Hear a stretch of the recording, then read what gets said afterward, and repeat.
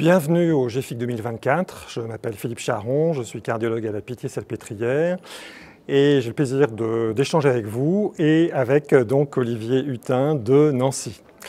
Aujourd'hui, on va vous parler de la cardiomyopathie hypertrophique et du risque de mort subite. Et on va se limiter au cadre usuel de la CMH dite sarcomérique ou présumée sarcomérique, et donc de parler de cet enjeu de la prévention de la mort subite. Olivier, quel est ce risque finalement de mort subite dans la CMH ?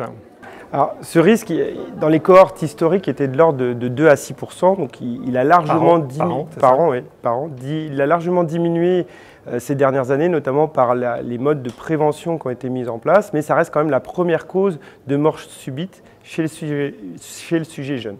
Donc, ça va s'évaluer lors de la prise en charge et lors du diagnostic de la cardiomyopathie, mais également être répété au cours du temps, au cours du suivi de la cardiomyopathie, par un certain nombre de critères et de paramètres. Les paramètres qu'on va rechercher, on peut donc en parler un petit peu, les détailler. C'est vrai que depuis 2014 maintenant, on s'aide beaucoup d'un score de risque qui est le HCM Risk Score. Le score de risque en question comporte 7 paramètres, l'âge du patient, 3 paramètres échos, l'épaisseur de paroi du VG, le diamètre de l'oreillette gauche, le gradient, maximal intra-VG, repos ou Valsalva, et 3 autres paramètres qui sont les antécédents familiaux de mort subite, la présence d'une syncope et l'hyperexstabilité ventriculaire, la TV non soutenue. Et ces 7 paramètres vont vous donner ce calcul automatique de score de risque d'arythmie ventriculaire sévère à 5 ans.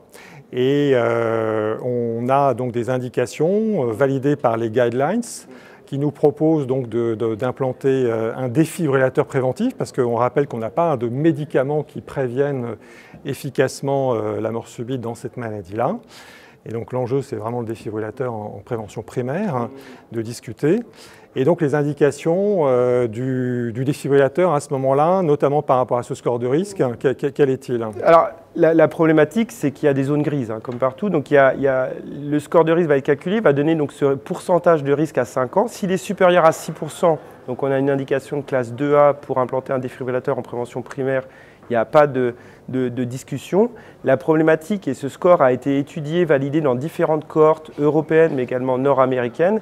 La problématique est quand on est soit dans une zone grise, entre 4 et 6%, soit parfois dans certains cas de patients jeunes, avec un score inférieur à 4%. Et c'est pour ça que depuis plusieurs années, que ce soit pour les Nord-Américains ou pour les Européens, il y a un certain nombre de critères supplémentaires qui ont été proposés. En premier lieu, c'est principalement la fibrose myocardique, évaluée en IRM cardiaque par le rehaussement tardif, notamment s'il est étendu, plus de 15%. Dans les formes apicales, CMH apicale, la présence d'un anévrisme est clairement un facteur qui va prédire un surrisque de mort subite. Et enfin, la fonction ventriculaire gauche. On sait que la fonction ventriculaire gauche est préservée dans cette cardiopathie. À partir du moment où la fraction d'éjection est inférieure à 50%, clairement, ça semble être un critère important. Et enfin, un dernier point qui nécessite une prise en charge vraiment dans un centre spécialisé, c'est la génétique. Parce que la présence de mutations en soi, sarcomérique, a été décrite comme donnant un surrisque, effectivement.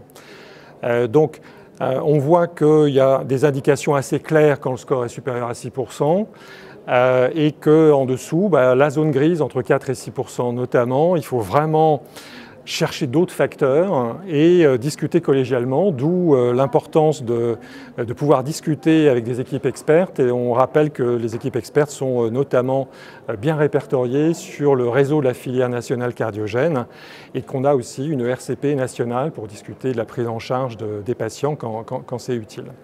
Donc on a ce recours, il ne faut pas hésiter là-dessus. Et comme tu le disais, bien penser à faire cette évaluation lors du diagnostic initial, ça c'est bien fait, mais le réévaluer très régulièrement dans la prise en charge du patient et après des apparentés. Donc je retiens de notre échange, que l'enjeu de la prévention de la mort subite dans la CMH est vraiment important parce que c'est une des causes principales de mort subite du sujet jeune de moins de 40 ans. 2, la prédiction et la stratification du risque reposent en première approche sur ce score de risque et d'un risque à 5 ans qui est donné, avec un seuil supérieur à 6% qui emporte la conviction, et que dans les zones grises, eh bien, il faut céder d'autres paramètres et céder 2 centres experts qui vont pouvoir discuter au cas par cas des indications du défibrillateur en prévention primaire chez ces patients. Merci beaucoup, Olivier. Merci.